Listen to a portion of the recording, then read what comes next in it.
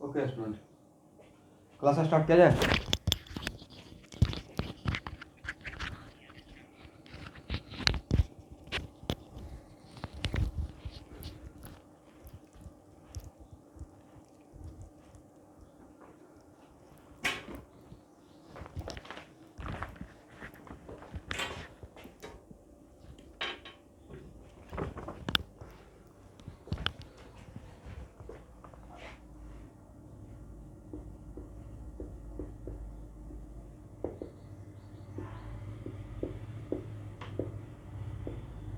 Lecture 7 है क्या?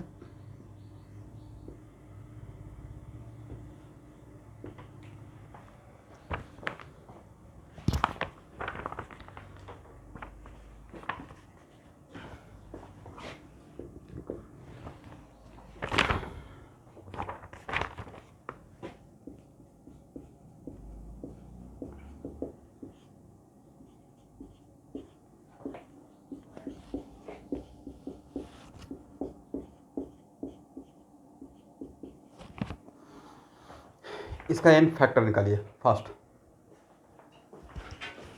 क्या होगा?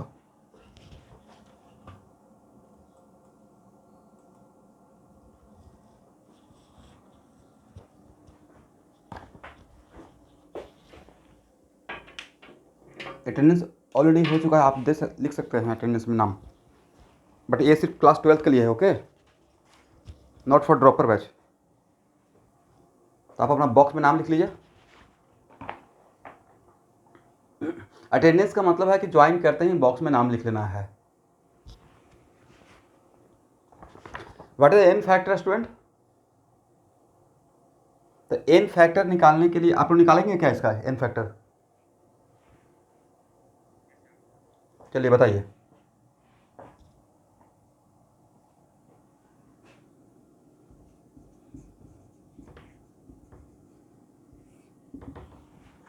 तो एन फैक्टर निकालने के लिए CO2 प्लस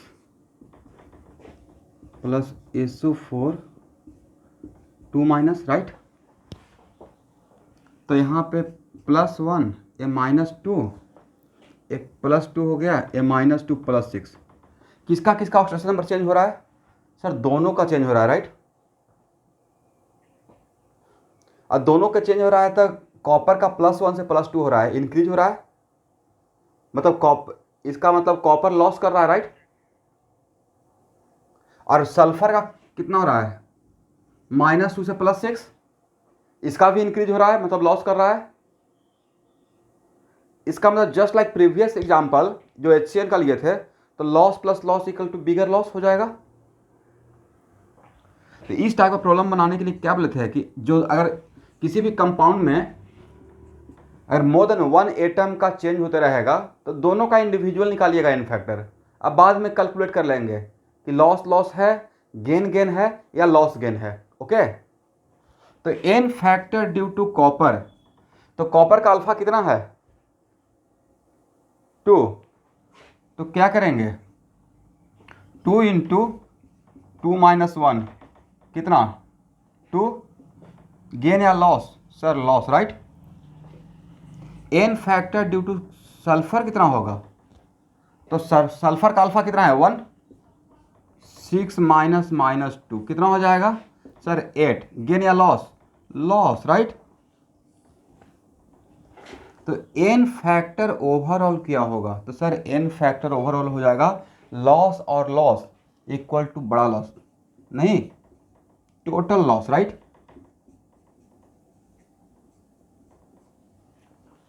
इसका मतलब क्या हुआ कि इसका एन फैक्टर Cu2s का हो गया 10, राइट। तो इक्विवेलेंट वेट Cu2s का क्या रहेगा? और ओवरऑल ये क्या रहा? रिड्यूसिंग एजेंट रहा, एग्री ना। खुद का ऑक्सीडेशन कर रहा है तो दूसरे के लिए क्या बन जाएगा? Reducing agent. तो इसका इक्विवेलेंट वेट कितना हो जाएगा? Sir molecular weight divided bye 10 हो जाएगा। तो आप में से किसी का 12 आ रहा था या 10 ही था आंसर?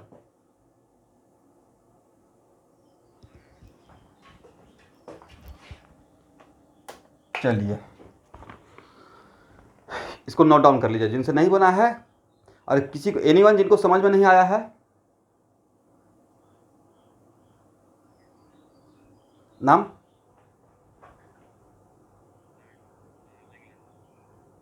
क्या नाम है?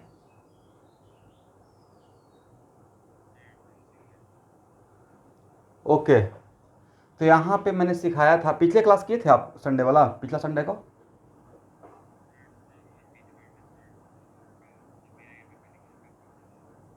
Okay okay, no problem.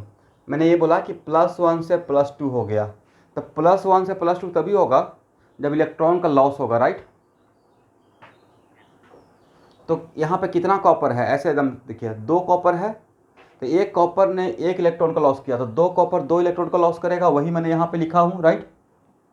अब सल्फर का -2 से +6 हो गया, तो सल्फर का अगर -2 से +6 हो रहा है, मतलब सल्फर भी लॉस कर रहा है, तो एक सल्फर का तो लॉस कितना हुआ, -2 से +6, तो -2 से 0 होने में ही 2 लॉस हो गया, राइट? और फिर 0 से +6 होने में 6 लॉस, हाँ, तो टोटल लॉस कितना हो गया, 8। तो ये भी लॉस कर रहा है, ये भी लॉस कर रहा है, तो ये पूरा कंपाउंड कितना लॉस कर रहा है? मैं 2 फ्रेंड हूँ और दोनों को मिलाकर एक सिस्टम मान रहा है, मैंने 10 रुपये लॉस कर दिया, उसने 20 रुपये लॉस कर दिया, तो पूरा ग्रुप का लॉस कितना, 30 रुपीज़। यही तो बात है। एक मॉलिक्यूल था, इसमें इसने कॉपर ने लॉस कर दिया 2 और सल्फर ने लॉस कर दिया 8, तो पूरे मॉलिक्यूल का कितना लॉस हो गया, 10। और loss of electron by one molecule is called an factor of that molecule, right? That's why इसका ओवरऑल एन फैक्टर कितना हो गया, 10। तो इक्विवेलेंट वेट कितना हो जाएगा, इक्विवेलेंट वेट के लिए फार्मूला था molecular weight divided by n factor, agree? लिख लीजिए, हो गया ना?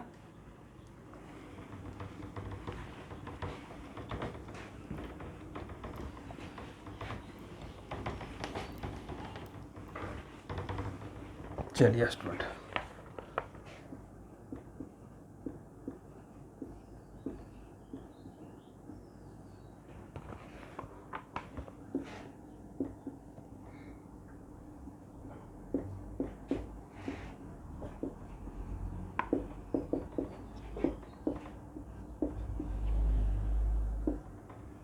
Find out the n factor of ferrous oxalate. इसका एन फैक्टर क्या होगा फेरस ऑक्जेलेट का? Do it fast.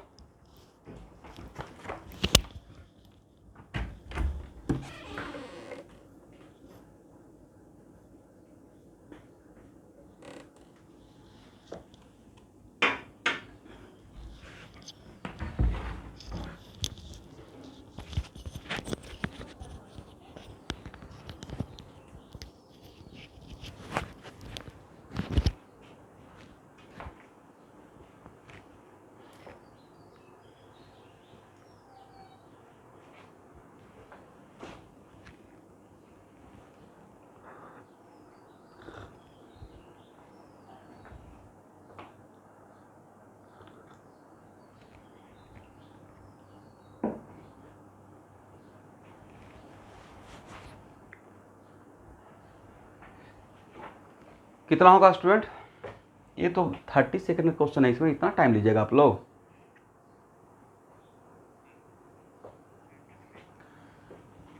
मैं तो यहाँ पे पहले ही इसका नाम बोल दिया, नाम बोलकर ही तो आधा सोल्यूशन कर दिया, फेरस बोल दिया, तो इसका मतलब इसका वैलेंसी 2 रहेगा, राइट?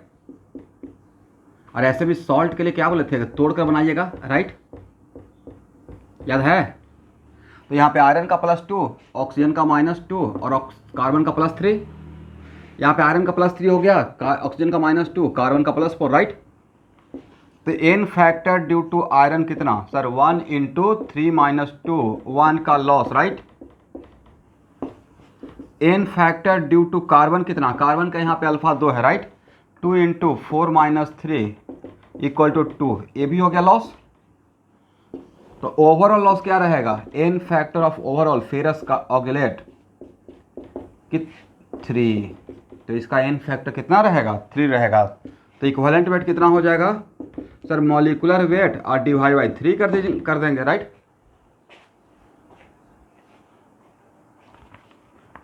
अभी इस टाइप का क्वेश्चन रहेगा इक्विवेलेंट वेट निकालने के लिए कि इसका 1 मोल में कितना नंबर ऑफ इक्विवेलेंट होता है, तो उसमें क्या एक्सपेक्ट करते हैं कि 2 मिनट टाइम लगेगा, यहाँ का टाइम बचा के दूसरे जगह खर्च करना पड़ेगा।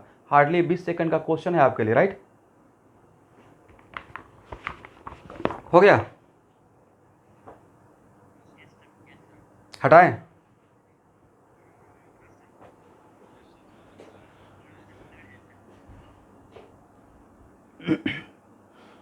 बट इतना भर है कि लिख पाइएगा अभी, इसलिए क्लास को स्टॉप नहीं किया जाए, राइट?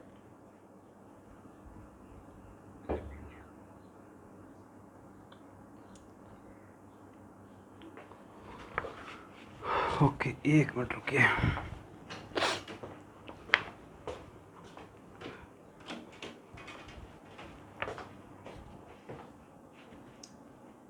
रोशन ज्वाइन किए हुए हो? जरा नेटवर्क देखना तो लैपटॉप में कहाँ का है। ठीक है। ओहो,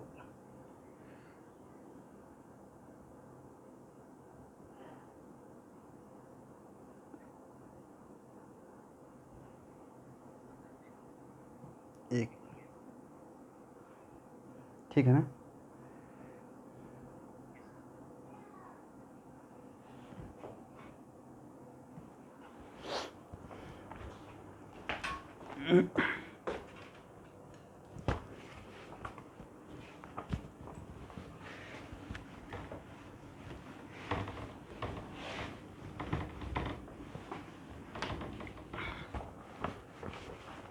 चलिए,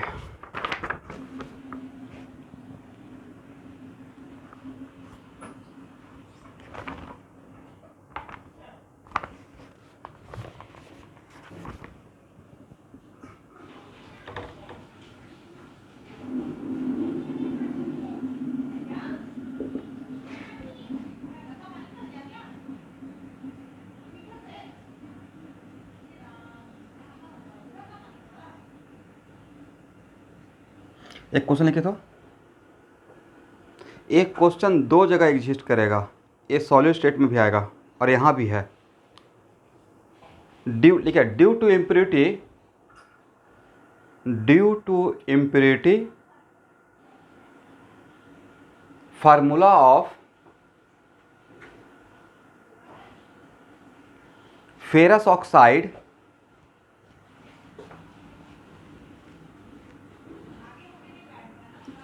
इज Fe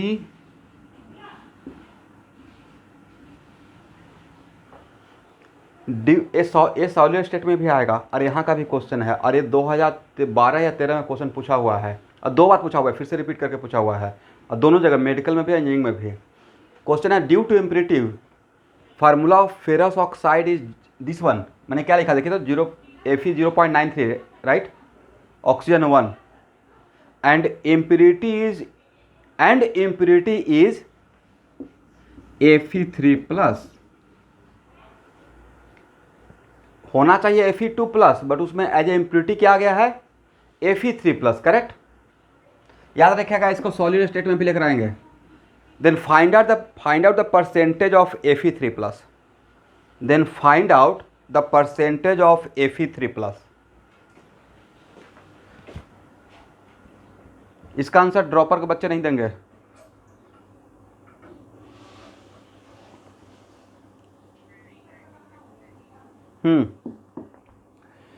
फेरस ऑक्साइड का फार्मूला मिलना चाहिए था FeO, right, agree. But experimentally इसका फार्मूला कितना मिला, Fe 0.93 into Fe 0.93O1, right. होना चाहिए था 1:1, दो आयरन का भी वैलेंसी 2, ऑक्सीजन का भी वैलेंसी भी 1, सॉरी 2, तो इसका फार्मूला होना चाहिए था FeO, बट एक्सपेरिमेंटली इसका फार्मूला मिला है Fe 0.93O1, और इसका वजह क्या रहा, ड्यू टू इम्प्योरिटी। और वो इम्प्योरिटी किसका था, मतलब इस कंपाउंड में फेरस ऑक्साइड में थोड़ा फेरिक का आयन भी आ गया, तो इम्प्योरिटी का वजह है Fe3+। Question is that what is the percentage of Fe3+, solve it.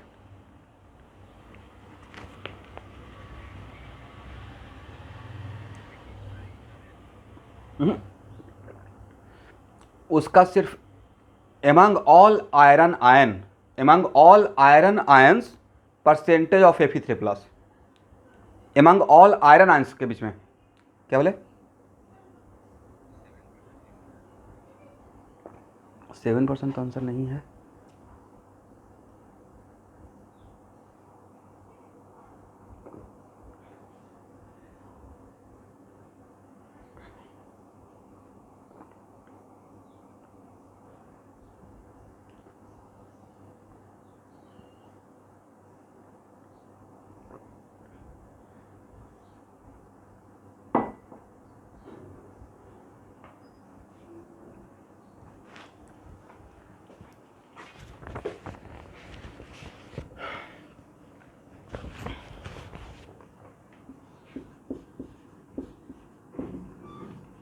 Student atom तो 0.93 रहेगा नहीं, एटम जब भी रहेगा इंटीग्रल में रहेगा, राइट?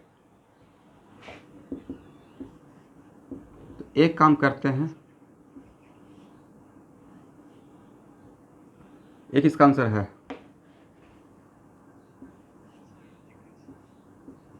जिज्ञास देख लेते हैं क्या आंसर है। आंसर है मोटा मोटी 15.54%। तो एक्चुअल में ये मैंने कर लिया, 100 से मल्टीप्लाई कर दिया। ओवरऑल एक कंपाउंड तो न्यूट्रल है,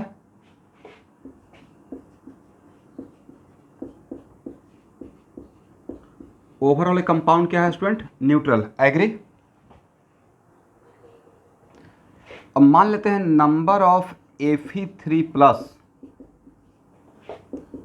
यहाँ पे मेरा 22 है। टोटल नंबर ऑफ Fe3+ कितना है? 22 है। तो number of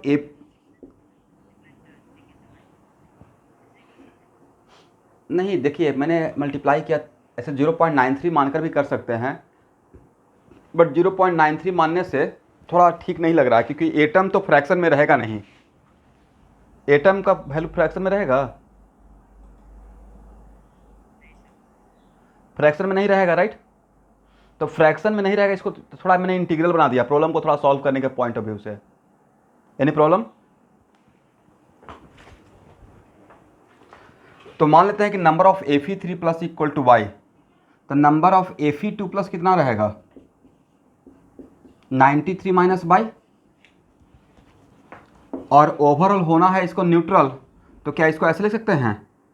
y into 3 plus 93 minus y into 2 plus 100 into -2 equal to 0। तो यहां से y का वैल्यू निकल जाएगा। What is the value of y?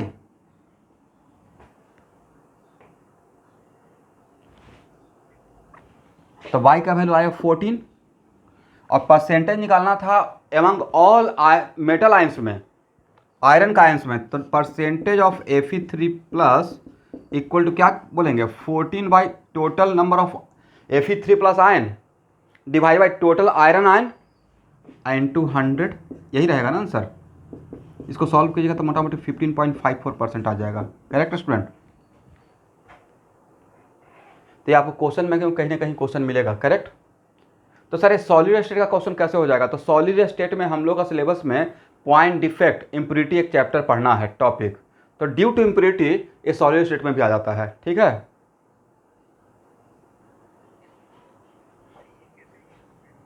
कौन सा?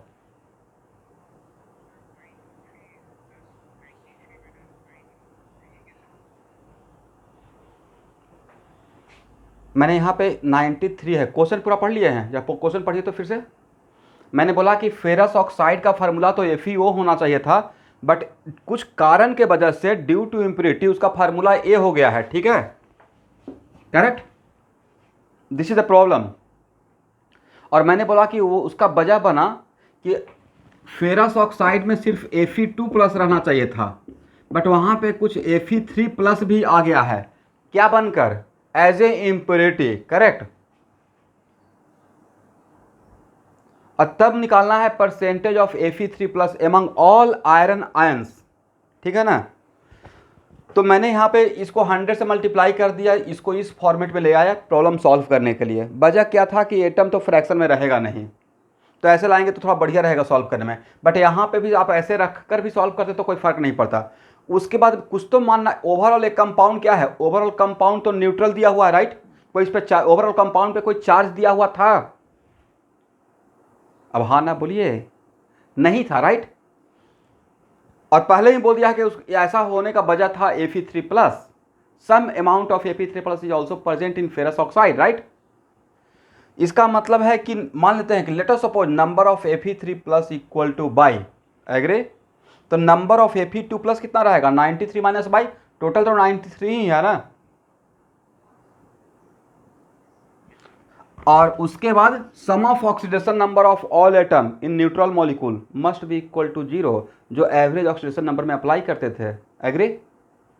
तो Fe3+ का ऑक्सीडेशन नंबर कितना रहेगा, 3 रहेगा। तो क्या बाई इंटू 3 करें? अब हाँ ना बोलते रहिए जिनका डाउट रहता है, जिनका भी डाउट आज बात पूछेंगे, जब मैं बोलते रहूंगा तो हाँ ना करते रहिएगा। तो ये टर्म समझ में आया? ओके। उसके बाद 93 इन माइनस बाई, ये क्या है, नंबर ऑफ Fe2+, और Fe2+ का ऑक्सीडेशन नंबर कितना रहता है, +2, तो मैंने 2 से मल्टीप्लाई कर दिया। और ऑक्सीजन का ऑक्सीडेशन नंबर यहाँ पे क्या है, -2, तो 100 इंटू -2, और सबका वैल्यू जोड़ने के बाद कितना आना चाहिए, 0, दैट्स वाई इक्वल टू 0। तो वहां से सॉल्व करने के बाद बाई का वैल्यू कितना मिलेगा, 14, तब यहाँ पे total percentage of Fe3+ among all iron ions, not all atoms, among all iron ions.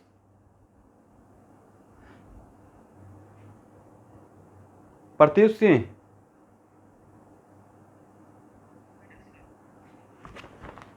आप अभी ज्वाइन किए हो क्या?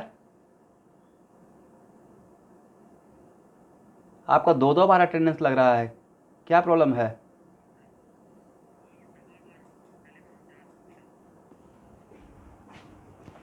चलिए, तो ये समझ में आ गया।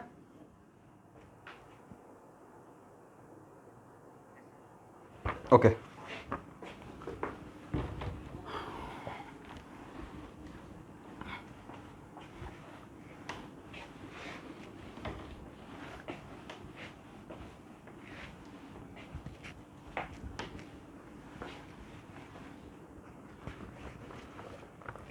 अब नेक्स्ट प्रॉब्लम,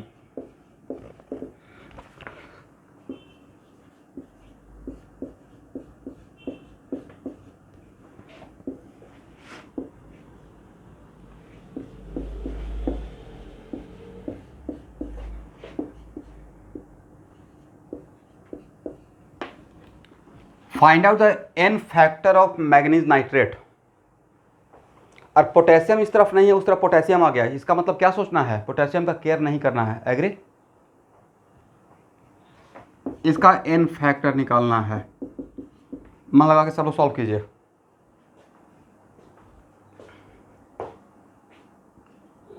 और मैग्नीज नाइट्रेट का n factor, sorry manganese nitrate में ऑक्सीडेशन नंबर निकाल लेंगे। तो सर ये सॉल्ट है, सॉल्ट के लिए तो कटायन और अनायन को अलग अलग करके निकालते हैं, राइट। किसी भी सॉल्ट का ऑक्सीडेशन नंबर फाइंड आउट करने के लिए आपको यही सिखाया गया है ना कि कटायन को अलग कर लीजिएगा, अनायन को अलग कर लीजिएगा, तो आपके लिए ज़्यादा आसानी होगा, नहीं तो वेरिएबल ज़्यादा दिखेगा, राइट।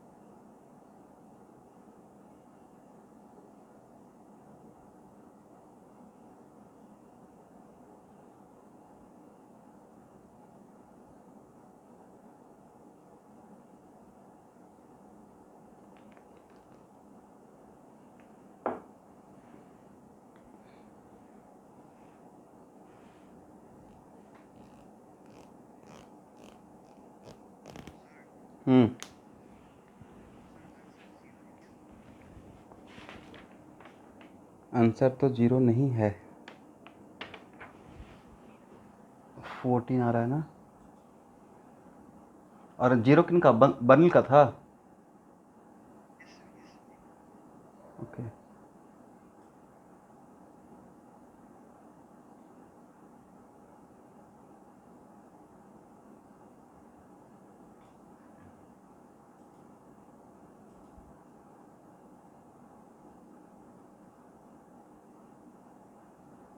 शहबाज अभी ज्वाइन किए हो?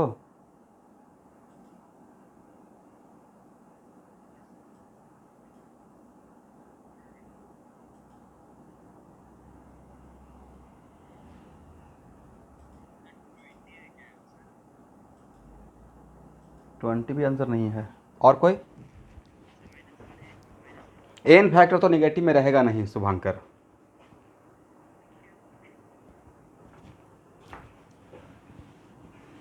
Correct answer is 2।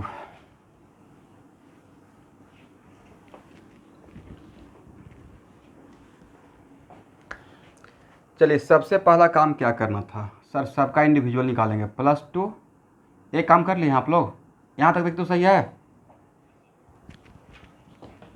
-2 +1, 1 मिनट रुकिए, आपका टाइम खत्म हो गया। अब मैग्नीज का +6 राइट। अब +2 -2, मैग्नीज पे कॉन्सेंट्रेट कीजिए। इस पूरे कंपाउंड में 2 का चेंज हो रहा है, मैग्नीज और नाइट्रोजन, तो वही मेरा इंटरेस्ट है। नाइट्रोजन का अल्फा कितना है? 2 राइट। अल्फा समझते ना किसको मैं बोलता हूँ? तो और मैग्नीज का अल्फा है 1 राइट। मैग्नीज का +2 से +6 हो रहा है, मतलब लॉस हो रहा है मैग्नीज का। और नाइट्रोजन का +5 से +2 हो रहा है, गेन हो रहा है राइट। तो N factor due to manganese, कितना बच्चा टाइप तो समझाए थे। तो N factor due to manganese के लिए क्या लिखेंगे? 1 × 6 - 2 इक्वल टू कितना? 4। 4 क्या? Loss right. और n factor due to nitrogen, तो सर 2 × 2 - 5 का मॉडुलस राइट, इक्वल टू कितना? 6 गेन। तो जब दोनों, अब क्या कीजिएगा, ये ऐसा कंपाउंड है MnNO3 होल टू, इस फैमिली में ए लॉस कर रहा है कितने का? 4 का। और नाइट्रोजन गेन कर रहा था कितने का? 6 का। तो ओवरऑल इस फैमिली में क्या हुआ? ओवरऑल क्या हुआ? ओवरऑल ही बोला था राइट, गेन हुआ राइट। तो जो ओवरऑल रहता है उसी के अकॉर्डिंग उसका आइडेंटिटी रहता है कि वो ऑक्सीडाइजिंग एजेंट है या रिड्यूसिंग एजेंट है। तो भाई ओवरऑल रिडक्शन हुआ right. Gain, overall gain of electron is called reduction, correct. इसका मतलब ओवरऑल एन फैक्टर। तो इसमें पहला ऑब्जेक्टिव तो यही पूछ लिया जाएगा कि इसमें दिस वन भी हैव एज ये जो दिखाए हैं उसके अकॉर्डिंग ये ऑक्सीडाइजिंग एजेंट है या रिड्यूसिंग एजेंट है। तो जो क्या होना चाहिए? हो रहा है रिडक्शन, तो नाम क्या रहेगा इसका? Oxidising agent. पहला आंसर हो गया। और यहाँ पे गेन ज़्यादा है, लॉस कम है, तो ओवरऑल कितना हो गया? 2 का गेन हो गया राइट। ओवरऑल देखना है, ठीक ना। तो इक्विवेलेंट वेट क्या हो जाएगा sir? Molecular weight divide by 2। किसका मॉलिक्यूलर वेट? जिसका एन फैक्टर निकाले हैं। जिसका एन फैक्टर निकालेंगे उसी का तो इक्विवेलेंट वेट का बात करेंगे अभी। तो अभी तक आप देख रहे होंगे कि सर इक्विवेलेंट वेट या तो मॉलिक्यूलर वेट के बराबर है, नहीं तो उससे कम हो रहा है राइट। इक्विवेलेंट वेट या तो मॉलिक्यूलर वेट के बराबर है, नहीं तो उससे कम है। ज़्यादा तो कभी नहीं देखे होंगे। वजह सर एन फैक्टर या तो 1 है, नहीं तो उससे ज़्यादा है, करेक्ट।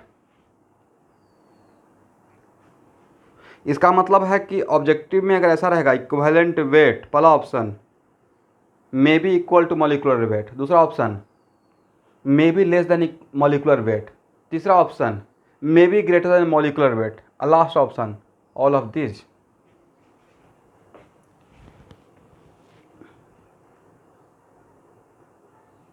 इक्वल भी तो हो सकता है, इक्वल तो दिखाए थे जहाँ पे n फैक्टर 1 है। असल में मैं भी लगाया हुआ हूँ। इसमें करेक्ट आंसर है all of this. Correct option है ऑल ऑफ दिस। तो सर अभी तक तो n फैक्टर लेस देन 1 आया नहीं है, तो आएगा किसी एग्जाम्पल में, ठीक है। यहाँ तक हो गया।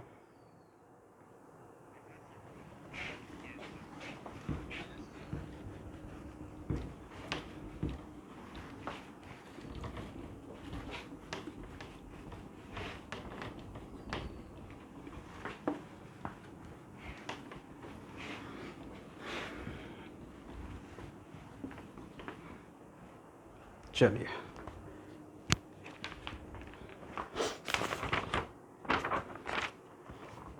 अब हेडिंग बनाइए, n factor of disproportionation reaction, right. Disproportionation reaction में क्या होता है सर? सेम कंपाउंड का ऑक्सीडेशन और सेम कंपाउंड का रिडक्शन, राइट।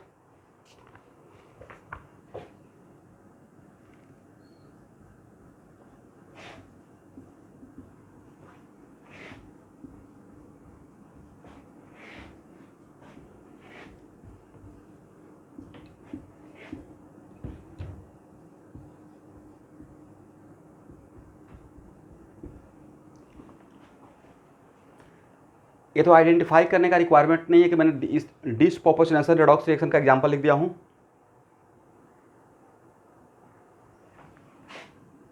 इसमें क्लोरीन का n फैक्टर चाहिए। What the n factor of chlorine?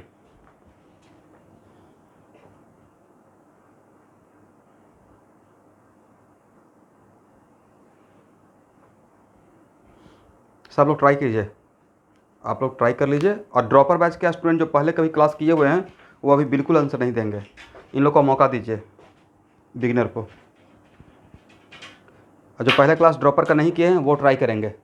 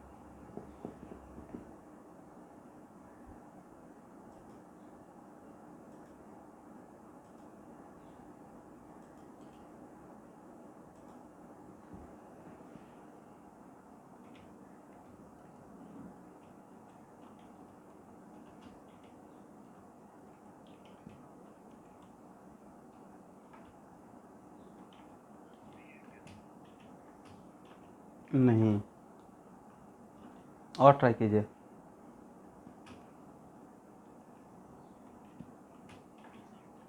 हाँ, नहीं 8 भी नहीं है, और ट्राई कीजिए। 4 भी नहीं है, और भी ट्राई कीजिए। 4 भी नहीं है।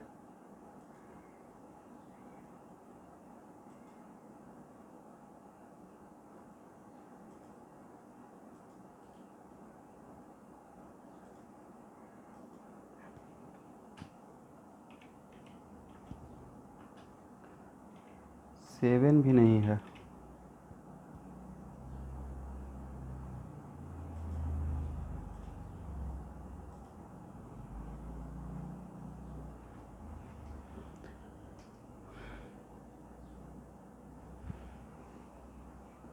क्या आंसर? नहीं 8 नहीं है क्या? 8 आंसर नहीं है। आगे ट्राई कीजिए। रोशन कुमार क्या आंसर है? 8 आ रहा है। बर्निल?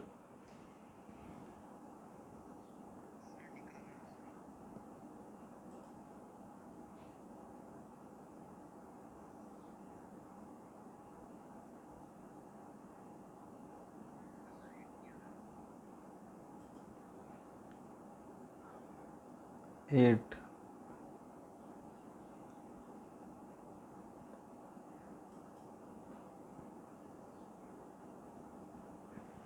और एनीवन? हिताक्षी 12 भी नहीं है।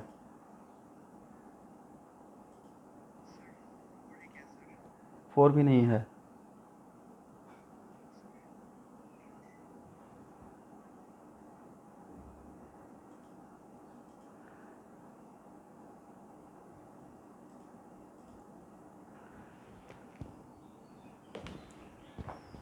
चलिए 8 आ रहा है। रिनीशा बर्मन ज्वाइन किए हुए हैं?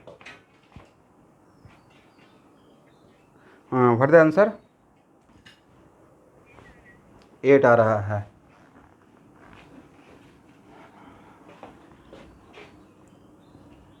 सर इसके साथ समस्या ये है क्लोरीन के साथ कि सर ये क्या रहेगा? क्लोरीन ही ऑक्सीडाइजिंग एजेंट रहेगा, क्लोरीन ही रिड्यूसिंग एजेंट रहेगा। एग्री? मतलब डिस्प्रोपोर्शनेशन का यही क्राइटेरिया था ना कि सेम कंपाउंड का ऑक्सीडेशन, सेम कंपाउंड का रिडक्शन और सेम कंपाउंड में सेम एलिमेंट, और उसका बीच वाला ऑक्सीडेशन नंबर लेफ्ट में रहता है, बाकी दो अपर और लोअर रहता है राइट में। ये था क्वालिटी। तो भाई डिस्प्रोपोर्शनेशन रेडॉक्स रिएक्शन में सेम कंपाउंड का ऑक्सीडेशन, सेम कंपाउंड का रिडक्शन, तो ओवरऑल क्या होगा? तो सर ओवरऑल अगर काउंट करेंगे तो रेडॉक्स रिएक्शन का डिफरेंशियल में जाएंगे तो किसी भी रेडॉक्स रिएक्शन में जितना लॉस होता है उतना गेन होता है, राइट? मेरे बातों से वाकिफ हैं मैं क्या बोलना चाह रहा हूँ? ताल्लुक रखते हैं कि सर क्लोरीन ही ऑक्सीडाइजिंग एजेंट होना, क्लोरीन को ही ऑक्सीडाइजिंग एजेंट होना पड़ेगा, क्लोरीन को ही रिड्यूसिंग एजेंट होना पड़ेगा, क्योंकि सेम कंपाउंड का ऑक्सीडेशन, सेम कंपाउंड का रिडक्शन। यहाँ तक एग्री? बड़ा समस्या है। ठीक है, और उसके बाद रेडॉक्स रिएक्शन डिफरेंशियल में जाएंगे तो भाई जितना ओवरऑल लॉस करेगा क्लोरीन उतना ही ओवरऑल उसको गेन करना पड़ेगा। According to differential of redox reaction, किसी भी रेडॉक्स रिएक्शन में जितना लॉस होता है उतना ही गेन होता है, राइट? तो इस तरीके से अगर देखेंगे तो क्लोरीन का तो ओवरऑल कुछ नहीं नजर आएगा, जीरो नजर आएगा, राइट? और जीरो इनफैक्ट ओवरऑल तो जीरो हो जाएगा ना, जितना लॉस करेगा उतना गेन करेगा, राइट? और एन फैक्टर जीरो कर दिया तो इक्विवेलेंट वेट हो जाएगा इन्फिनिटी, राइट? और आंसर इन्फिनिटी भी नहीं है।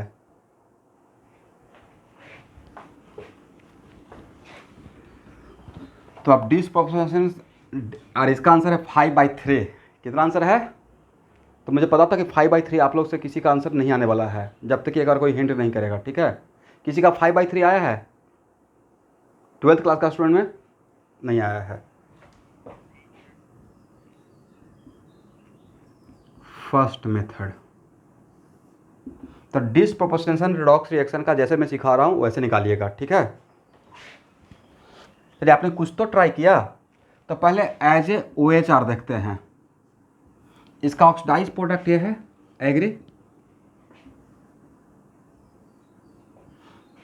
तो Cl2 से क्या बन रहा है सर? Cl2 से NaClO3 बन रहा है। और एनालिसिस ऑफ रेडॉक्स रिएक्शन बताए थे कि जितना यहाँ पे रहेगा उतना ही यहाँ पे कीजिएगा। क्लोरीन, तो क्लोरीन का यहाँ पे 2 एटम, तो वहाँ पे मैंने 2 एटम रख दिया। और ए है ऑक्सीडेशन हाफ रिएक्शन, तो इसका नाम क्या रहेगा? रिड्यूसिंग एजेंट ना। और ऑक्सीडेशन में क्या होता है? Loss of electron. तो अब यहाँ पे क्लोरीन का n factor as reducing agent क्या होगा?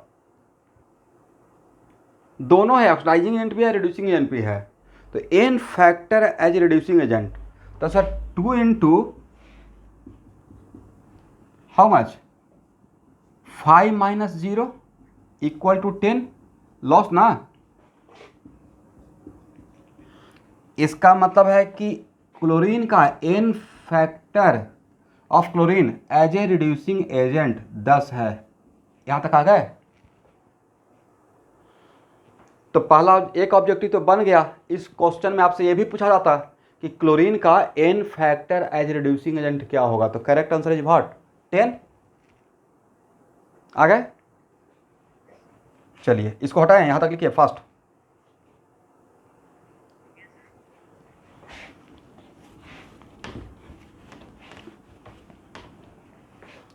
और अगर RHR लिखते हैं तो Cl2 कन्वर्टेड इनटू NaCl। तो इस केस में 0 से -1, राइट। तो हो रहा है रिडक्शन, तो इसका नाम क्या रहेगा, ऑक्सीडाइजिंग एजेंट। तो N factor of chlorine as a oxidising agent क्या होगा, तो सर 2 इंटू -1 -0 का मॉडुलस, राइट, 2 मतलब गेन, एग्री। तो दूसरा ऑब्जेक्टिव बन गया कि डिसप्रोपोर्शनेशन रिएक्शन में इस एग्जांपल में क्लोरीन का equivalent weight as a oxidising agent भी पूछते हैं, तब क्या होता, equivalent molecular weight divide by 2, right. तो करेक्ट आंसर देखिए, एज ए रिड्यूसिंग एजेंट इसका क्या रहता, 71/10 मतलब 7.1, right. As a reducing agent इसका इक्विवेलेंट वेट क्या रहता, 71/2 35.5, राइट। ठीक है, यहां तक तो आ गए, इसको हटाएं। अब एक काम करते हैं, इसको ऐड करना है। एनालिसिस में हम लोग ऐसे ही करते थे, ऐड करते थे, राइट। और यहाँ तक इन दोनों को ऐड करने से क्या कौन कौन सा बैलेंस हो जाता था, जिसका चेंज हो रहा है, करेक्ट ना। तो किससे मल्टीप्लाई किया जाएगा, तो सर इसको 5 से मल्टीप्लाई कर दीजिए, करेक्ट। तो क्या 5 से मल्टीप्लाई करने से तो मेरा काम बन जाएगा। तो क्या हो जाएगा, 5Cl2 अब प्लस Cl2। तो सर एक ही बार 6Cl2 लिख देते, नहीं मैं जानबूझ के तोड़ कर लिख रहा हूँ, इसको अलग लिख रहा हूँ, इसको अलग लिख रहा हूँ, राइट। क्या हो जाएगा, 2NaClO3 अब प्लस 10NaCl, करेक्ट। तो ये जो 5 क्लोरीन है जो यहाँ पे मल्टीप्लाई किए हैं, वो उसका क्या हुआ है सर, वो एक्चुअली रिडक्शन में गया था, राइट। और इसका क्या हुआ है सर, वो ऑक्सीडेशन में गया था। तो मैंने अब यहाँ से क्या ऑब्जर्व किए, वी ऑब्जर्व दैट कि no doubt disproportionation redox reaction में हम लोग ये बोले हैं कि सेम कंपाउंड का ऑक्सीडेशन और सेम कंपाउंड का reduction, but disproportional redox reaction में सेम कंपाउंड में सेम मॉलिक्यूल, एक ही मॉलिक्यूल ये दोनों काम नहीं करता है, correct. Compound is chlorine, but is it only one molecule of chlorine doing both work as a oxidising agent, as a reducing agent. यहां 5 क्लोरीन मॉलिक्यूल क्या कर रहा है, ऑक्सीडाइजिंग एजेंट का काम कर रहा है, राइट। और एक क्लोरीन मॉलिक्यूल क्या कर रहा है, रिड्यूसिंग एजेंट का काम कर रहा है। इसका मतलब अब नेक्स्ट ऑब्जेक्टिव बन गया कि डिसप्रोपोर्शनेशन रेडॉक्स रिएक्शन में सेम कंपाउंड का ऑक्सीडेशन और सेम कंपाउंड का रिडक्शन होता है, बट सेम कंपाउंड का एक ही मॉलिक्यूल एक काम नहीं करता है, ग्रुप ऑफ मॉलिक्यूल मिलकर काम करता है, एग्री। इसका मतलब यहां से अगर ऐसे कर दिया जाए, इसको ऐसे लिख देते हैं, यहां तक लिख लीजिए।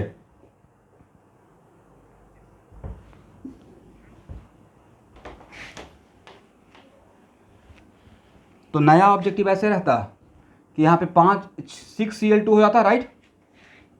6Cl2 कन्वर्टेड इनटू 2NaClO3 अब प्लस 10NaCl। बाकी ये ओवरऑल बैलेंस नहीं है, बट यहाँ तक क्लोरीन तो पक्का बैलेंस है, राइट। 12 क्लोरीन इस तरफ और 12 क्लोरीन उस तरफ, देखिए तो सही है। तब यहाँ पे पूछा जाता, out of 6 chlorine how many chlorines are oxidised and how many chlorines are reduced. तो कितना क्लोरीन ऑक्सीडाइज हुआ है, 1 chlorine molecule is oxidised and 5 chlorine molecule are reduced, right. यहां तक करेक्ट। हाँ, एक इसका क्वेश्चन है, रोशन कुमार। तो यहाँ पे जब हम लोग एनालिसिस ऑफ रेडॉक्स रिएक्शन कर रहे थे, तो जब OH और RH को ऐड करते थे तो क्या करते थे, इस तरीके से हम लोग काम करते थे। दैट्स वाई इलेक्ट्रॉन दोनों तरफ का कैंसिल आउट हो जाए, राइट। तो यहाँ पे 10 इलेक्ट्रॉन है, यहाँ पे 2 इलेक्ट्रॉन है, लॉस हो रहा है 10 और गेन हो रहा है 2। कितना से मल्टीप्लाई करें कि उस तरफ का इलेक्ट्रॉन इस तरफ का इलेक्ट्रॉन कैंसिल, आपको यही बताया था ना कि OH और RH को ऐड करने के टाइम पे अप्लाई योर कॉमन सेंस, और कॉमन सेंस क्या था, बस इलेक्ट्रॉन को काउंटर कर देना है, राइट, कैंसिल करना है। तो कैंसिल करने के लिए मैंने 5 से मल्टीप्लाई किया। Is it clear? आप लोग को याद है ये बात, बाकी स्टूडेंट को? ठीक है ना? ओके। और ये भी इसमें एक बात पता चल गया, कौन सा बात, मैं आपकी जगह पर रहता तो लिख लेता कि डिसप्रोपोर्शनल रेडॉक्स रिएक्शन में सेम कंपाउंड का दोनों होता है, बट सेम कंपाउंड का सेम मॉलिक्यूल काम नहीं करता है, ग्रुप ऑफ मॉलिक्यूल मिलकर करता है। उसका कुछ सम ऑफ द मॉलिक्यूल ऑक्सीडाइज होगा और सम ऑफ द मॉलिक्यूल रिड्यूस होगा, राइट। इसको कहीं पे नोट कर लीजिएगा। चलिए, ओके। तो अब यहाँ पे टोटल, यहाँ देखिएगा, how will total number of chlorine molecules 6, right. ये 6 मॉलिक्यूल इन्वॉल्व है और 6 मॉलिक्यूल मिलकर दोनों काम किया है, ऑक्सीडेशन और रिडक्शन का। इस 6 मॉलिक्यूल के बीच में कितना इलेक्ट्रॉन का एक्सचेंज हुआ है? 6 मॉलिक्यूल के बीच में कितना का एक्सचेंज हुआ है? अब लॉस गेन नहीं बोल रहा हूँ, एक्सचेंज बोल रहा हूँ, एक्सचेंज 10 का। तो वन ऑफ द तरीका है n फैक्टर Cl2 का। अरे जो n फैक्टर Cl2 का लिख रहा हूँ, ये overall n factor of chlorine है, ओके। तो overall n factor of chlorine का मतलब इसमें as a oxidising agent, as a reducing agent को बाइफरकेट नहीं किया हूँ, इस पूरे मॉलिक्यूल का, इस पूरे रिएक्शन का निकाल दिया हूँ, राइट। इसका मतलब इस क्वेश्चन में 3 तरीके से n फैक्टर क्लोरीन का पूछा जाएगा। पहला पूछा जाएगा n factor of chlorine as a oxidising agent, वो भी दिखा दिए थे। दूसरा पूछा जाएगा n factor of chlorine as a reducing agent, वो भी दिखा दिए थे। फिर पूछा जाएगा n factor of chlorine overall, right.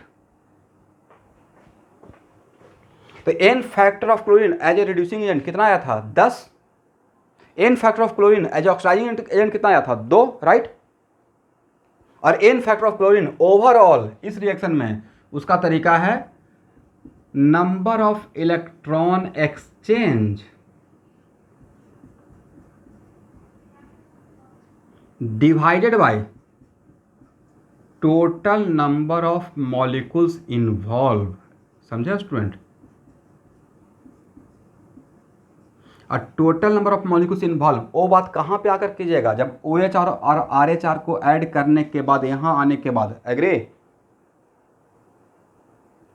ठीक है ना? क्योंकि यहाँ पे आने के बाद ही पता चलेगा कि कितना एक्सचेंज हुआ, मतलब कितना उसने दिया, कितना इसने लिया, और जितना देगा उतना ही लेना पड़ेगा, क्योंकि यही रेडॉक्स रिएक्शन का प्रिंसिपल है, राइट। तो total number of electron exchange कितना? 10। और कितना मॉलिक्यूल मिलकर एक एक्सचेंज कर रहा है? 6 मॉलिक्यूल मिलकर। तो कितना हो जाएगा? 5/3, करेक्ट।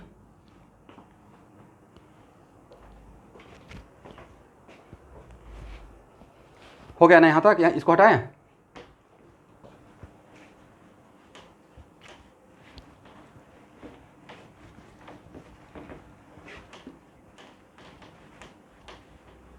ये बाकी जगह आपको प्रॉब्लम हुआ? बाकी जगह में सेम कंपाउंड या सेम ही कंपाउंड ऑक्सीडाइज और सेम ही कंपाउंड रिड्यूस, जितना भी एग्जांपल मैं करवा रहा था नहीं आ रहा था, राइट। इसका मतलब यहाँ पे ही ऐसा प्रॉब्लम हुआ। प्रॉब्लम इसलिए हुआ कि क्लोरीन का ही ऑक्सीडेशन हो रहा था, क्लोरीन का ही रिडक्शन हो रहा था। अब फिर याद आ गया कि किसी भी रेडॉक्स रिएक्शन में जितना लॉस करेगा उतना ही गेन करेगा, तो ओवरऑल तो जीरो इफेक्ट दिख रहा था, राइट। चलिए, इसका मतलब इसमें n फैक्टर 3 टाइप का मिला। पहला टाइप क्या है? n factor as reducing agent, जिसका आंसर कितना था? 10। दूसरा क्या मिला? n factor as oxidizing agent, जिसका आंसर क्या था? 2। फिर क्या मिला? n factor overall, right. कितना मिला?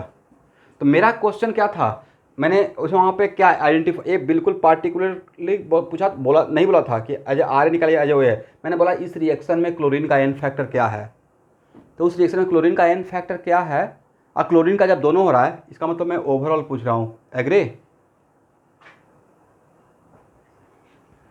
अब ये इसमें 3 टाइप का आपको इक्विवेलेंट वेट नजर आएगा।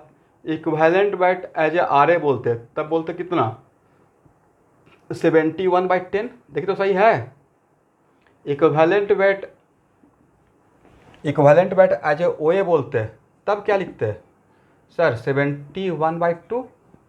और इक्विवेलेंट वेट ओवरऑल बोलते, तब क्या लिखिएगा sir? Molecular weight divide by 5/3, right. मतलब 3 molecular weight, 3 into molecular weight divided by 5, right.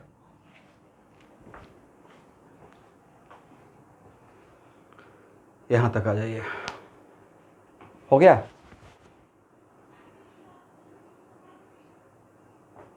इसको हटाएं।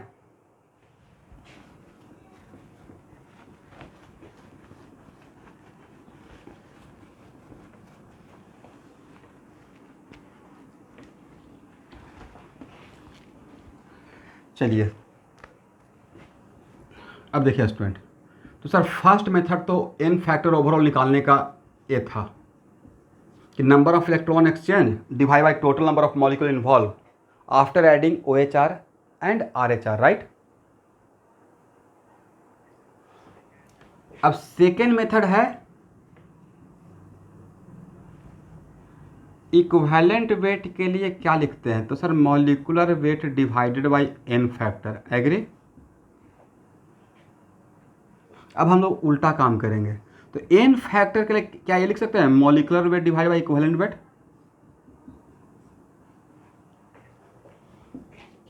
तो अगर मुझे एन फैक्टर ओवरऑल चाहिए तो सर मॉलिक्यूलर वेट और divided by equivalent weight overall लिख देंगे।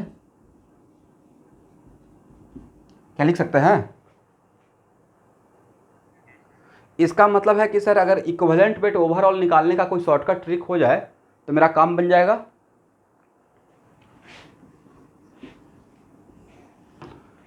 तो डिस्प्रोपोर्शनेशन रेडॉक्स रिएक्शन के लिए आप ओवरऑल इक्विवेलेंट वेट के लिए आज के बाद इक्विवेलेंट वेट ओवरऑल के लिए आप ए लगा सकते हैं, equivalent weight as oxidizing agent अब plus equivalent weight as reducing agent, correct ना।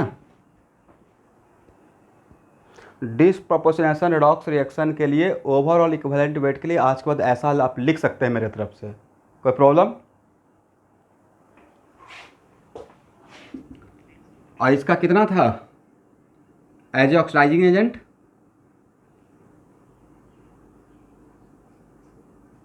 बोलिए बोलिए भाई। Molecular weight divide by 2, right. इसका कितना था molecular weight divide by 10, right. Very good. LCM कितना हो जाएगा 10, तो यहाँ पे 6 मॉलिक्यूलर वेट डिवाइडेड बाई 10, क्या लिख सकते हैं 3 मॉलिक्यूलर वेट डिवाइडेड बाई 5, कोई प्रॉब्लम। और ओवरऑल इक्विवेलेंट वेट को यहाँ पे पुट कर दीजिए, देखिए तो ओवरऑल एन फैक्टर कितना आता है,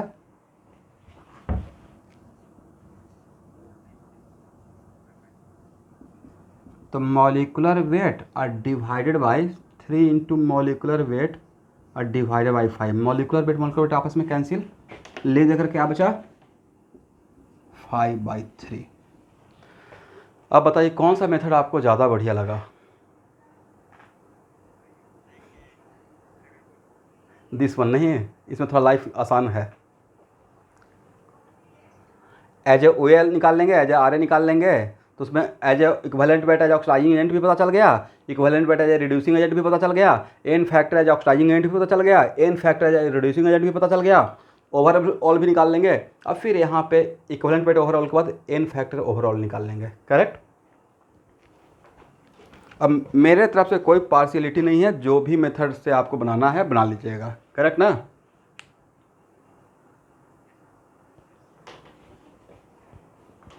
इसको हटाएं।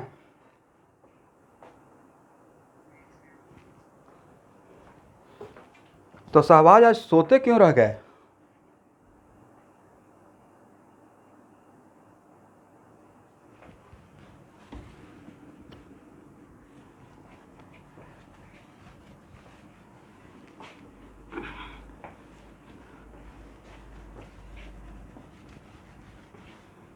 क्लास नहीं छूटना चाहिए, समझे कि नहीं समझे।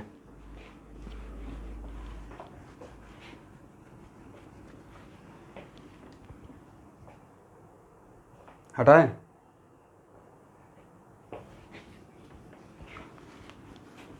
बस 1 साल का बात है, 1 साल बढ़िया से ऑनेस्टली मेहनत कीजिए। 1 ईयर अपने आप को बिल्कुल इसको प्रोजेक्ट मानकर पढ़िए। ये पूरा कैरियर का बात है, ये 9th 10th और 8th वाला क्लास नहीं है। एक बार सिलेबस बढ़िया से अगर देखिए 100% कुछ भी नहीं होता, लेकिन हम 70% 80% भी बढ़िया से सिलेबस को समझते हुए कवर कर लिए, भाई लाइफ बन जाएगा सबका। इतना दिन से मैं भी पढ़ा रहा हूँ, जो ऑनेस्टली काम किया है आज तक बोर्ड डिसअपॉइंटेड नहीं हुआ है, कहीं ना कहीं अच्छी जगह पे है।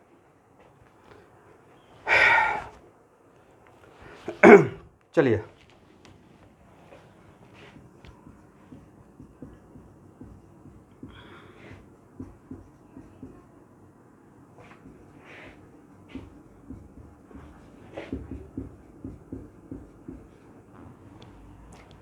मुझे ये सब तीनों चाहिए।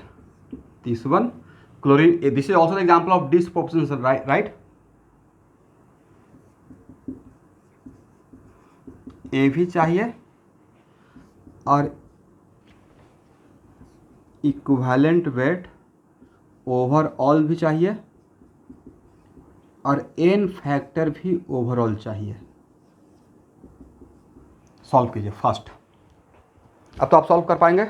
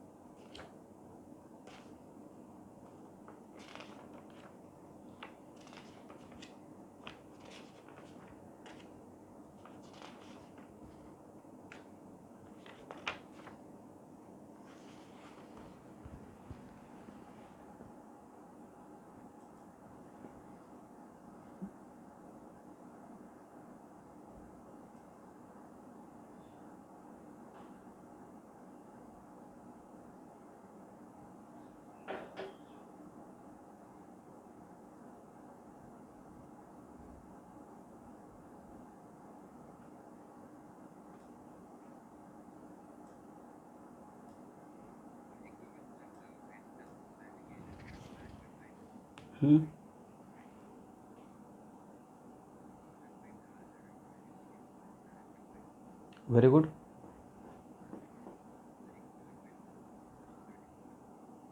Very good, very good, very good.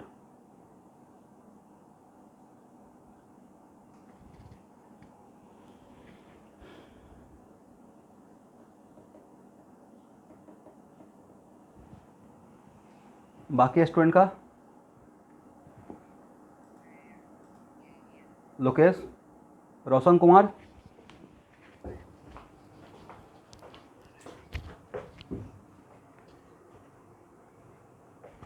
इतना देर क्यों लगता है? 1 मिनट का क्वेश्चन है।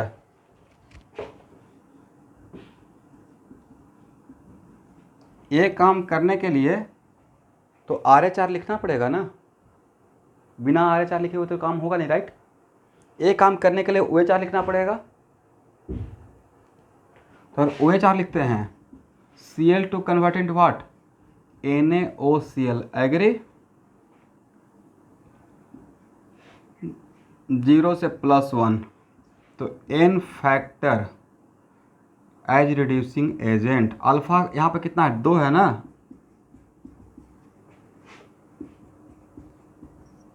करेक्ट। RH4, पेन फास्ट चलना चाहिए भाई एक बार पढ़ाने के बाद, जमाना अब लाहे लाहे का नहीं रह गया। Cl2 converted into NaCl, right. तो n फैक्टर है ऑक्सीडाइजिंग एंड, क्या हो जाएगा 2 इंटू -1 -0 का मॉडुलस, गिन ना।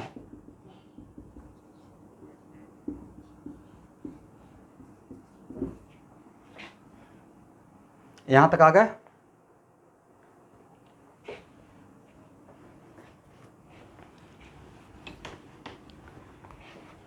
तो equivalent weight as RA, sir 71/2 35.5। Equivalent weight as OA, again 71/2 35.5। Equivalent weight overall, right sir 35.5 अब प्लस 35.5, एग्री 71। तो n फैक्टर ओवरऑल इतना काम करने में क्या 10 मिनट लगेगा। तो sir molecular weight divided bye molecular weight by equivalent weight ना ओवरऑल, तो 71/71 इक्वल टू कितना, यही तो आंसर है। ये तो 1 मिनट वाला क्वेश्चन है, राइट।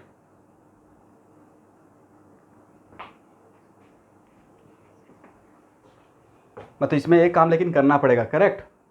अब इसमें मैंने ऐड नहीं किया, ऐड क्यों नहीं किया कि हम लोग सेकेंड रास्ता पकड़ लिए, सेकेंड मेथड, जो कि थोड़ा आसान लग रहा था, करेक्ट। और सेकेंड मेथड में हम लोग को बहुत सारा चीज़ मिल रहा था, नहीं इतना सारा ऑब्जेक्टिव पकड़ सकते हैं सेकेंड मेथड में, एग्री है या नहीं है। तो इसको हटाया जाए। अब एक बात बताइए कि यहाँ पे काम कर रहे हैं क्लोरीन के लिए, अब क्लोरीन की जगह पे ब्रोमीन रहता, अलग बात या सेम ही बात।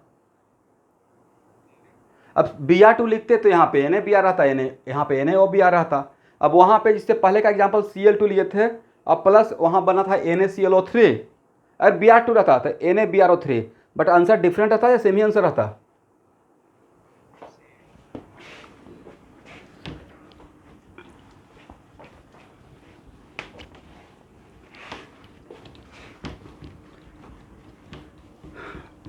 सारा सब्जेक्ट पढ़िए, बट मेरे तरफ से 5% केमिस्ट्री ज़्यादा पढ़िए अगर रैंक लाना चाहते हैं तो। मैं एज ए केमिस्ट्री टीचर नहीं बोल रहा हूँ, कुछ तो खास होगा कि IIT क्रैक कर लिया।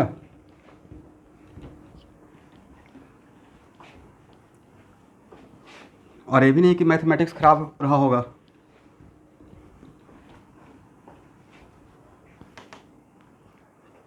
इसलिए सारा सब्जेक्ट अच्छा करना है, not at the cost of decrease of chemistry. Chemistry ऊपर उठा के रखिए, लाइफ बन जाएगा।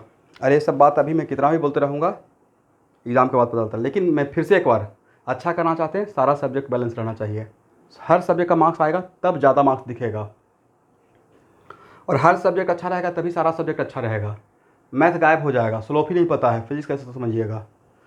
चलिए इसी बात पे एक नया प्रॉब्लम।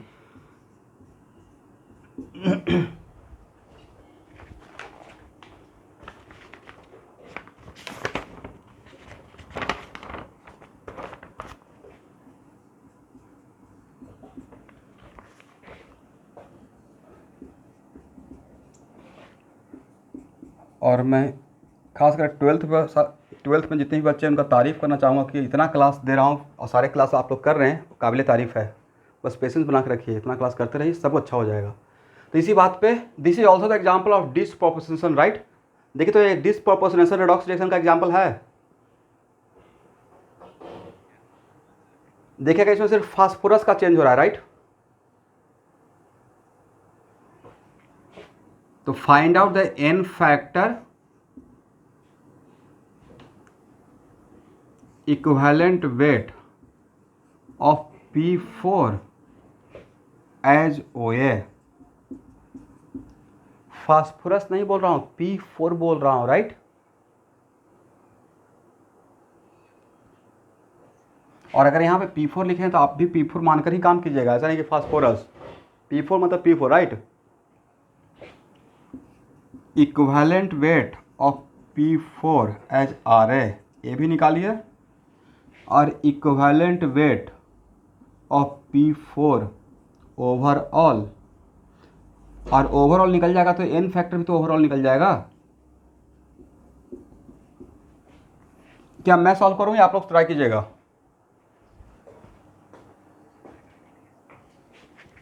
बनाइए।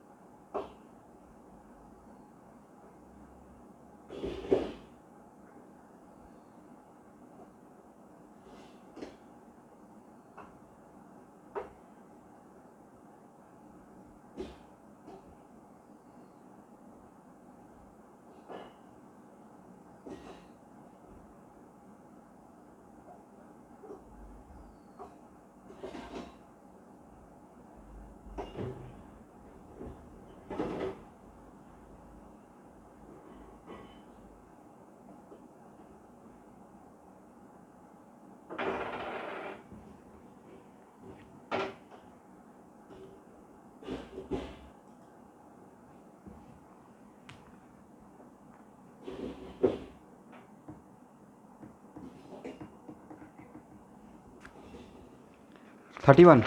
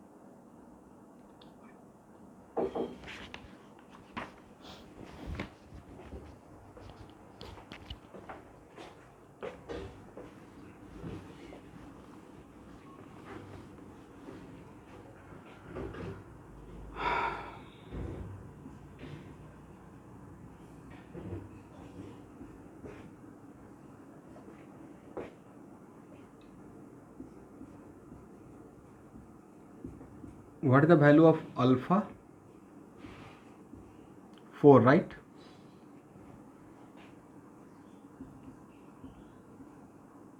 तो ऑक्सीडेशन हाफ रिएक्शन में इसका होता है ऑक्सीडेशन, तो नाम रहता है रिड्यूसिंग एजेंट, राइट। यहाँ पे फास्फोरस का ऑक्सीडेशन नंबर कितना है? +1 है।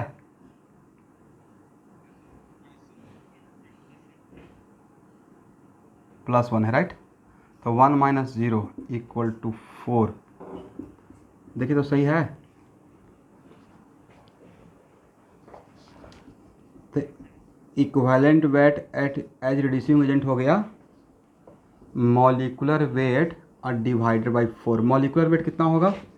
तो phosphorus, very good very good, phosphorus का एटॉमिक वेट तो 31 है ना। Very good, 31।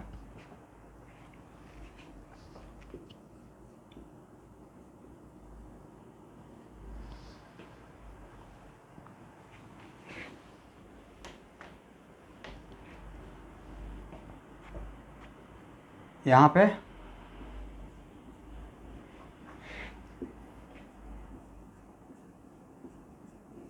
ये क्या हो जाएगा? यहाँ पे सर इसका नाम रहेगा ऑक्सीडाइजिंग एजेंट, राइट।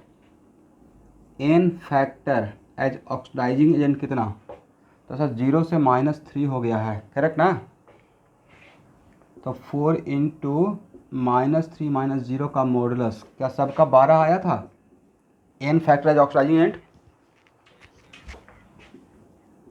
तो equivalent weight as oxidizing agent 4 into 31 और डिवाइडेड बाई 12। देखिए तो स्टूडेंट सही है, 31/3।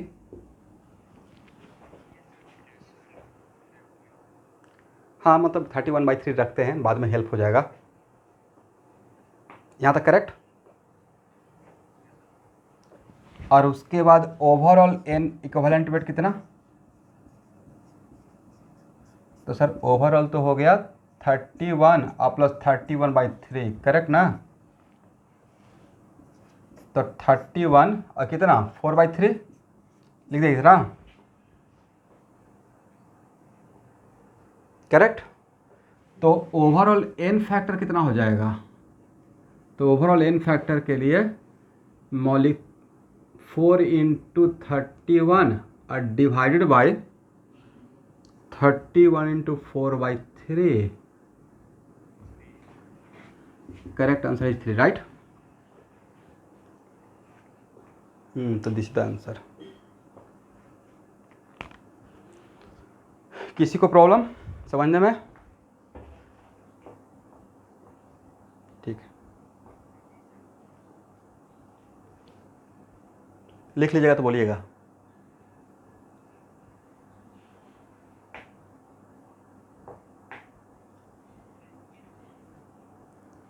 नहीं बाकी लोग भी तो हैं, बाकी लोग जब तक कुछ हाँ ना नहीं बोलते हैं तो कैसे आगे बढ़ जाए।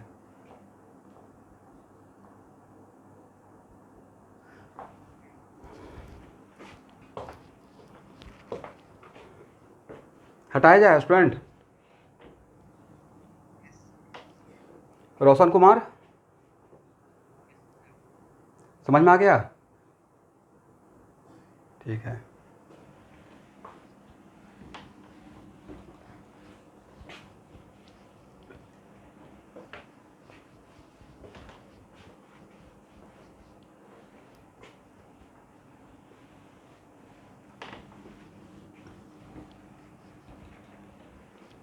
ठीक है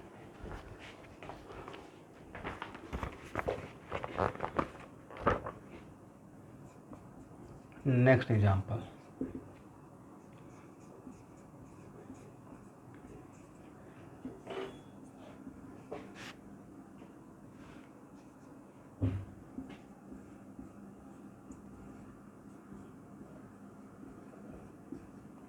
सबसे पहले आप आइडेंटिफाई कीजिए कि क्या इसको डिस्प्रोपोर्शनेशन रेडॉक्स रिएक्शन में रखा जाए। Find out is it the example of disproportionation या ऑटो रेडॉक्स रिएक्शन। और अगर आंसर यस है तो सारा काम कीजिए जो इससे प्रीवियस प्रॉब्लम के लिए किए थे।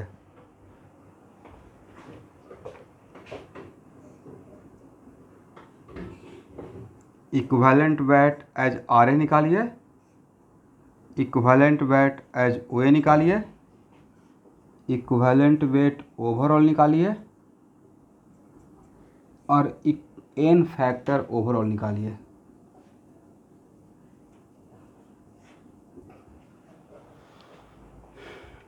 देखो तो यहाँ से यहाँ तक सिर्फ मैग्नीज का चेंज हो रहा है, राइट।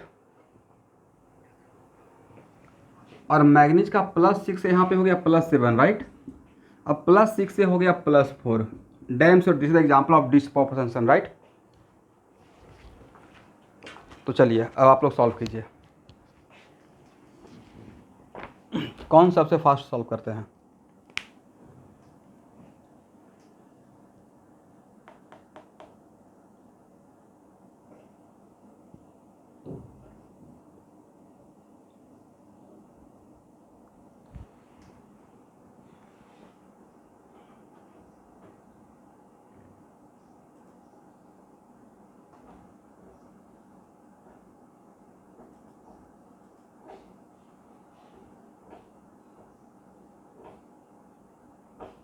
किसका।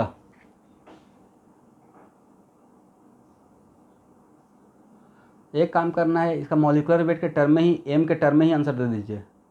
ऐसा मॉलिक्यूलर वेट तो आप लोग का निकालना है, मैग्नीज का एटॉमिक वेट कितना है देखिए, आरसी मुखर्जी के पीछे भी दिया हुआ है। बट आप न्यूमेरिकल वैल्यू में नहीं, in terms of molecular weight तो आंसर दे सकते हैं।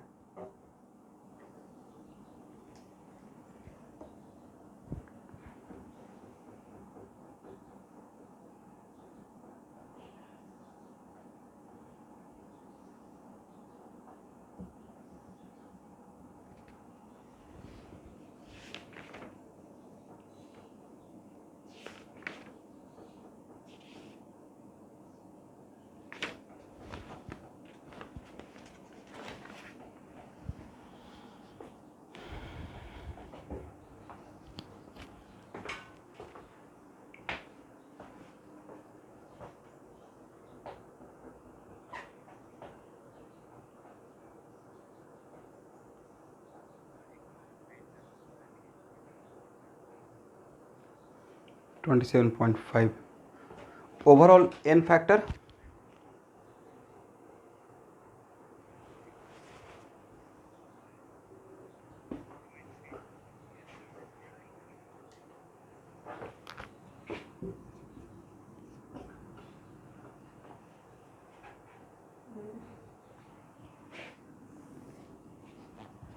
Very good.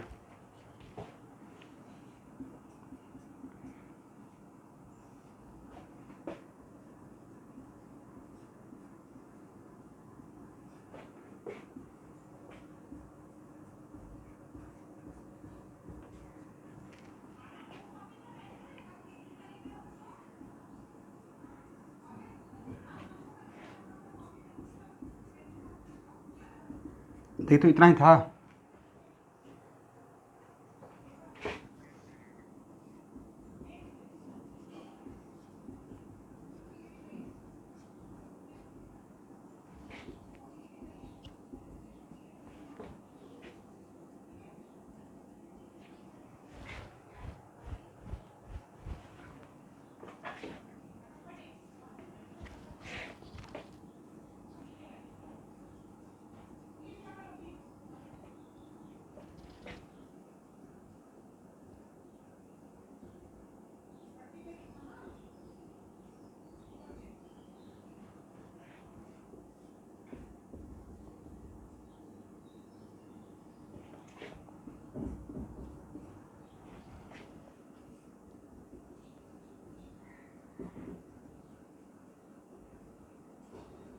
देखिए यहाँ तो सही है।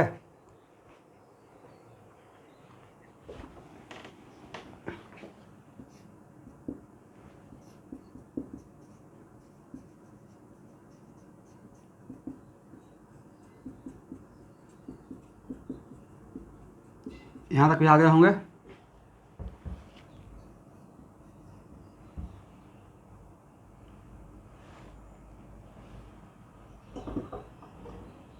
अब केयर कीजिए, यहाँ पे आपको रुकना चाहिए था।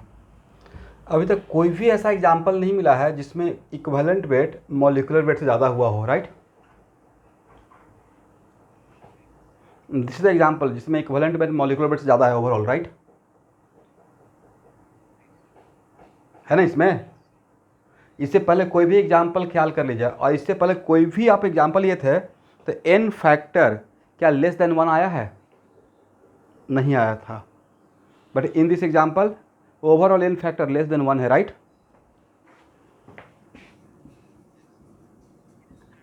तो एक्चुअली इस एग्जाम्पल के कॉन्फिडेंस से ही मैं बोला था कि equivalent weight may be equal to molecular weight, equivalent weight may be less than molecular weight, equivalent weight may be greater than molecular weight, right.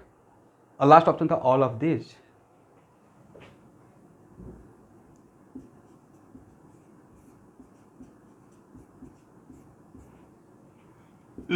2/3 correct ना।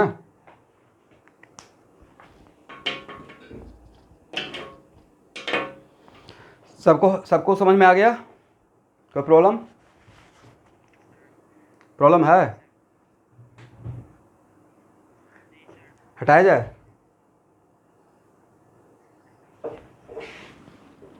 चलिए,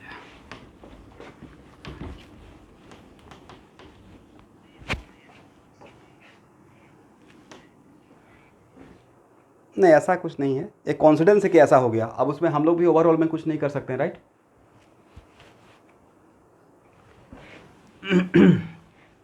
बट यहाँ से एक बात ये पता चला कि एन फैक्टर 1 के बराबर भी हो सकता है, ज़्यादा हो सकता है और कम भी हो सकता है, राइट। बट वो जो कम रहेगा वो ओवरऑल रहेगा, as A O as A R A कभी कम नहीं होगा एक से, ठीक है।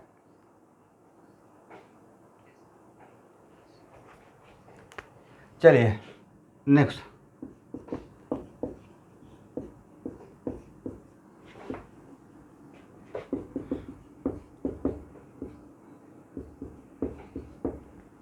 देखिए तो ये डिस्प्रोपोर्शनल रेडॉक्स रिएक्शन का एग्जांपल है।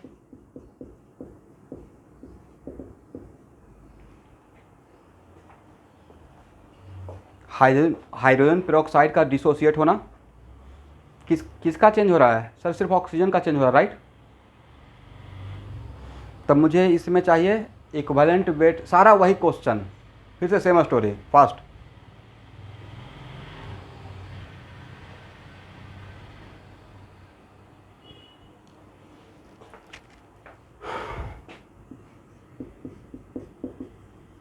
इसका ऑक्साइड प्रोडक्ट ए है, राइट।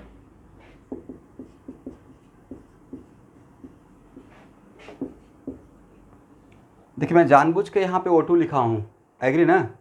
जिसका चेंज हो रहा है उसका एटम को बैलेंस करते हैं, राइट। -1 से 0, तो यहाँ पे इस OH में इसका नाम क्या रहेगा? Reducing agent, agree. अल्फा कितना? 2 ना, 0 -1, करेक्ट। 2 का क्या? लॉस। तो इक्विवेलेंट वेट ऑफ H2O2 बन गया सर 34/2, मतलब 17 है, right.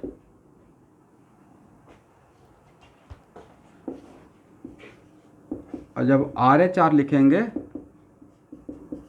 H2O2 converted into H2O, जानबूझ के मैं 2 से मल्टीप्लाई कर रहा हूँ ऑक्सीजन को बैलेंस करने के लिए। तो इस केस में इसका नाम रहेगा ऑक्सीडाइजिंग एजेंट 2 × -2 -1 का मॉडुलस 2 गेन, राइट, करेक्ट। तो equivalent weight of H2O2 as oxidizing agent sir फिर से 17, राइट। तो आज को रट जाना है, हाइड्रोजन पेरोक्साइड का एज ए OA और एज ए RA सेम ही रहता है 17, राइट। 34/2 और ओवरऑल इक्विवेलेंट वेट इस पूरे रिएक्शन में ओवरऑल इस कंप्लीट डिस्प्रोपोर्शनेशन में सब मिलाकर, तो सर 17 + 17 = 34, राइट। ओवरऑल तो एन फैक्टर ओवरऑल क्या रहेगा?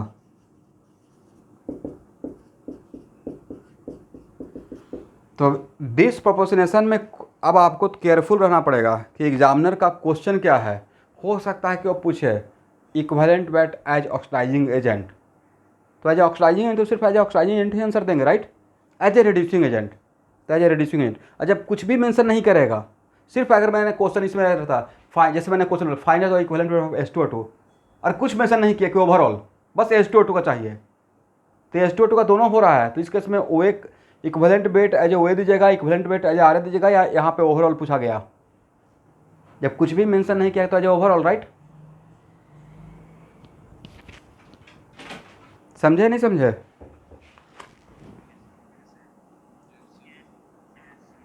ओके, दीक्षिता देवरे प्रेजेंट हो? कब क्लास ज्वाइन किए?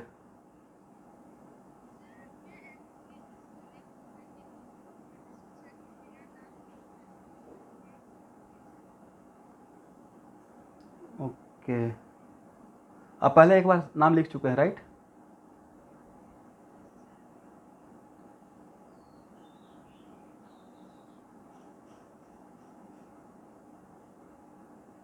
ऑलरेडी आपका 4:30 में था। इसका मतलब यहाँ पे हम लोग ये भी सीखे एक नया कॉन्सेप्ट कि अगर डिस्कनेक्ट होते हैं और पहले बार अगर आप नाम लिख चुके हो तो आप कनेक्ट, वहाँ पे आपका नाम रहेगा, राइट। चलिए तो इसी कॉन्सेप्ट लास्ट कॉन्सेप्ट के साथ आज का क्लास इतना ही रेडॉक्स का। Okay, thank you everyone. तो डिस्प्रोपोर्शनेशन का तो हो जाएगा ना रेडॉक्स रिएक्शन का, इस टाइप का क्वेश्चन। ओके एवरीवन, मिलते हैं 6:30 में।